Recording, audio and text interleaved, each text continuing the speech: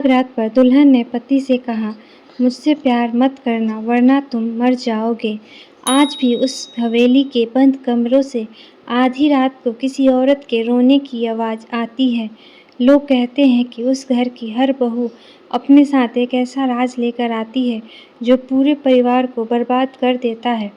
लेकिन किसी ने यह नहीं सोचा था कि इस बार कहानी कुछ और ही होगी। नई नवेली दुल्हन आर्या ने जैसे ही कमरे का दरवाज़ा बंद किया, उसने अपने पति अंश के सामने हाथ जोड़ दिए। उसकी आंखों से आंसू रुक नहीं रहे थे। कांपती आवाज़ में उसने कहा, कृपया मुझसे कभी प्यार मत करना, क्योंकि जो भी मुझसे प्यार करता है वह ज़्यादा दिन जिंदा नहीं रहता। अंश यह सुनकर मुस्कुरा दिया। उसने आर्या का हाथ पकड़कर कहा, अब तुम्हारा हर डर मेरा है। चाहे पूरी दुनिया खिलाफ हो जाए, मैं तुम्हारा साथ कभी नहीं छोड़ूंगा। आर्या कुछ कह पाती उससे पहले कमरे की सारी लाइटें एक साथ बुझ गई और अंधेरे में किसी औरत की धीमी आवाज़ गूंजी, इस बार भी प्यार हार जाएगा। अगले ही पल जोर की चीख सुनाई दी। लाइट वापस आई तो आर्या के हाथ की लाल चूड़ियाँ फर्श पर टूटी हुई पड़ी, जबकि उसने उतारा तक नहीं था। तभी बाहर से साथ शारदा देवी की आवाज़ आई, दरवाज़ा खोलो। अभी अंश ने दरवाज़ा खोला तो सामने देवरानी निशा खड़ी थी। उसके हाथों में लाल रंग से भीगा हुआ दुपट्टा था। वो घबराई हुई बोली, भाभी आप देर से आई हैं, इस घर में फिर से वही सब शुरू हो गया है। अंश कुछ समझ नहीं पाया, लेकिन शारदा देवी तुरंत निशा को डांटते हुए वहां से भेज दिया और आर्या की तरफ देखकर बोली, इस घर में जितना पूछा जाए उतना ही बोलना, ज़्यादा जानने की कोशिश मत करना। पहली ही रात आर्या को समझ आ गया था कि इस घर में कोई बहुत बड़ा राज छिपा है और हर कोई उससे कुछ ना कुछ छिपा रहा है। अगली सुबह आर्या की आंखें खुली तो अंश उसके लिए अपने हाथों से चाय लेकर आया। वह मुस्कुराते हुए बोला, कल रात जो भी हुआ उसे भूल जाओ, मैं हूँ ना, तुम्हें कुछ नहीं होने दूंगा।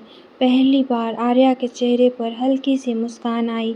उसे लगा शायद किस्मत ने पहली बार उसे सच्चा प्यार दिया है। लेकिन नीचे हॉल में कोई उनका इंतजार कर रहा था। जैसे ही दोनों सीढ़ियों से उतरे, शारदा देवी ने पूरे परिवार के सामने आर्या के हाथ में एक पुरानी चाबी रखते हुए कहा, आज से इस हवेली की पूजा और उस बंद कमरे की जिम्मेदारी तुम्हारी है। लेकिन याद रखना, उस बंद कमरे का ताला कभी मत खोलना।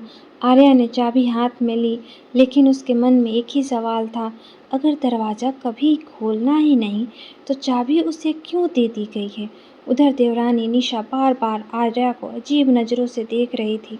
दोपहर में मौका मिलते ही वो आर्या के रसोई के पीछे वाले आंगन में ले गई और धीरे से बोली, भाभी अगर अपनी और भैया की जान बचानी है तो इस घर का सच जानना होगा। आर्या कुछ पूछ पाती उससे पहले निशा ने अपनी हथेली खोली। उसमें एक पुरानी तस्वीर थी। तस्वीर देखकर आर्या के पैरों तले जमीन खिसक गई। तस्वीर में अंश बिल्कुल दूल्हे के कपड़ों में था, लेकिन उसके साथ खड़ी लड़की आर्या नहीं थी। ये कौन है? आर्या की आवाज़ कांप गई। निशा ने गहरी सांस ली और बोली, यह इस घर की पहली बहू सिया थी। 5 साल पहले इसी हवेली में उसकी रहस्यमय मौत हो गई थी। सबने कहा उसने आत्महत्या की है, लेकिन सच कुछ और है। आर्या का दिल जोर जोर से धड़कने लगा। तभी पीछे से किसी के कदमों की आहट आई। दोनों ने मुड़कर देखा तो शारदा देवी खड़ी थी। उनकी आंखों में गुस्सा साफ साफ दिखाई दे रहा था। उन्होंने बिना कुछ कहे तस्वीर छीन ली और आग में फेंक दी। फिर आर्या की तरफ देखकर कहा, पुरानी बातें खोदने वालों का अंजाम को भी अच्छा नहीं होता। उस रात अंश बहुत देर से घर लौटा। उसके कपड़ों पर मिट्टी लगी हुई थी। आर्या ने पूछा, आप कहाँ थे? अंश कुछ पल चुप रहा, फिर बोला, कुछ सवाल मत पूछो, सही समय आने पर सब बता दूंगा। लेकिन आर्या को पहली बार लगा कि अंश भी उससे कुछ छुपा रहा है। आधी रात को फिर वही रोने की आवाज़ आई। इस बार आर्या डर कर नहीं रुकी।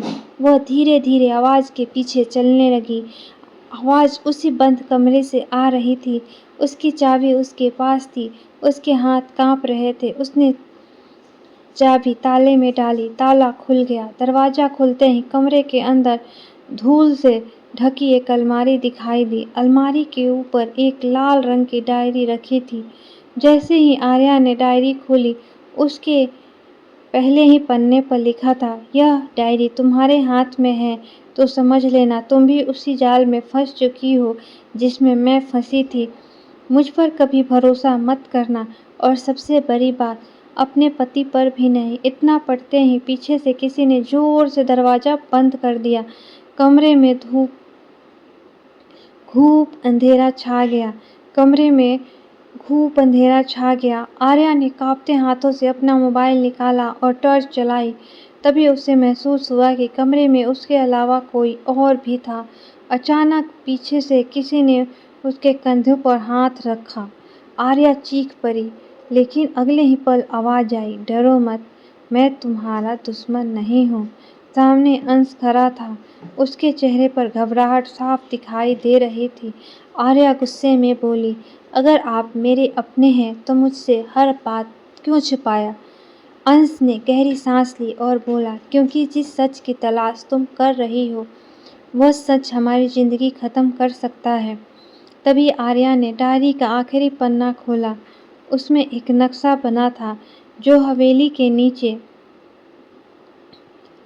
बने एक गुप्त तहखाने तक जाता था। नीचे लाल स्याही से लिखा था, जिस दिन यह तहखाना खुलेगा उसी दिन असली गुनहगार सामने आएगा। अगली रात दोनों चुपके से उस तहखाने तक पहुँचे। जैसे ही उन्होंने लोहे का पुराना दरवाज़ा खोला, अंदर धूल से ढकी अलमारियां, पुराने गहने और कई फाइलें रखी थी। तभी आर्या की नज़र एक वीडियो कैमरे पर पड़ी। अंश ने कैमरा चालू किया। स्क्रीन पर 5 साल पुरानी रिकॉर्डिंग चलने लगी। उसमें पहली बहू सिया रोते हुए कह रही थी, अगर यह वीडियो किसी तक पहुँचे तो समझ लेना कि मेरी मौत हादसा नहीं होगी। मुझे मारने की साजिश हो चुकी है। और इस साजिश का हिस्सा। वीडियो अचानक बंद हो गया। इतने में पीछे से ताली बजने की आवाज़ आई। दोनों ने मुड़कर देखा।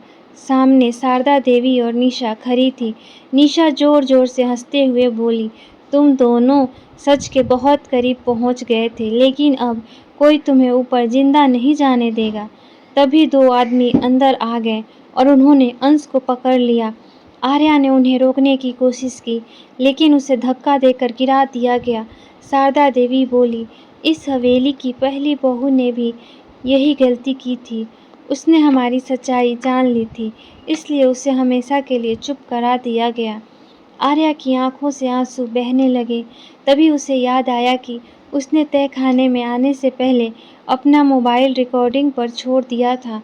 पूरी बातचीत रिकॉर्ड हो चुकी थी और उसकी लोकेशन पहले ही पुलिस को भेजी जा चुकी थी।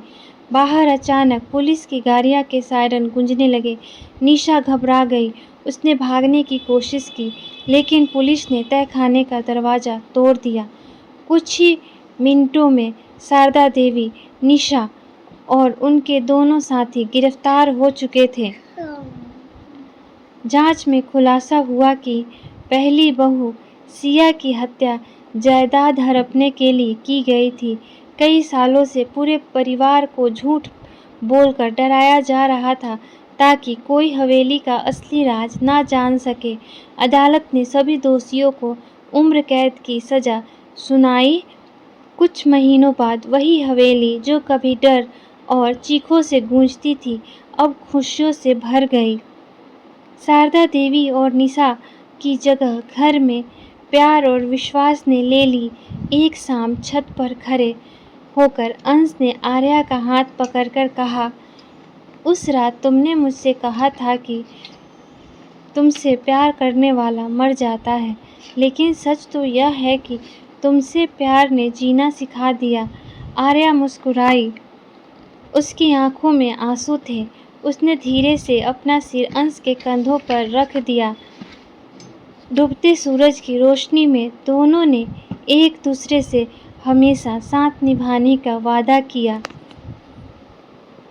हवेली का सबसे बड़ा रहस्य ख़त्म हो चुका था, लेकिन उनकी प्रेम कहानी अब सच में शुरू हुई थी। समाप्त। अगर आपको मेरी यह कहानी पसंद आती है तो कमेंट में ज़रूर बताएं और चैनल पहली बार आ रहे हैं तो सब्सक्राइब करना ना भूलें।